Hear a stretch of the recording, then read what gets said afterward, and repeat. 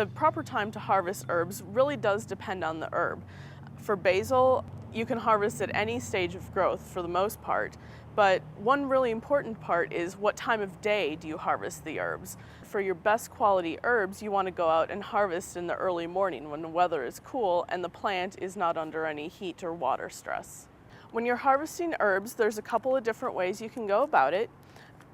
In this case, this basil plant is starting to put on some flowers, and most herb flowers are edible, so don't be afraid of the flowers, but often when you're looking to cook in the kitchen, you want the more tender herbs. You want the tender leaves and the younger leaves. So I have a nice sharp pair of scissors, and scissors are probably my preferred method for harvesting herbs, just because I can get a nice clean cut. So I might come in and trim my stem down a few inches, and you can see I've got a flower and some younger shoots. So I could keep my herbs in this form and then pick off them later in the kitchen. I generally don't encourage people to trim really short down into the plant because the stems do get woody on herbs as they grow over the summer.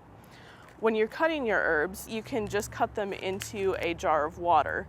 Then this herb will be nice and fresh for you to use later on in the afternoon.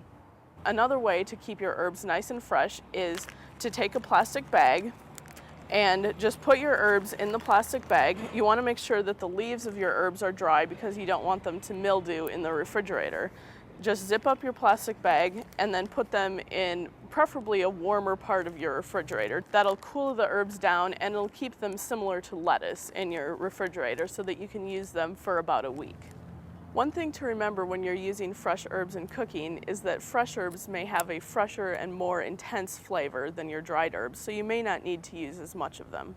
For more information, visit your local extension office or visit our website at kansasgreenyards.org.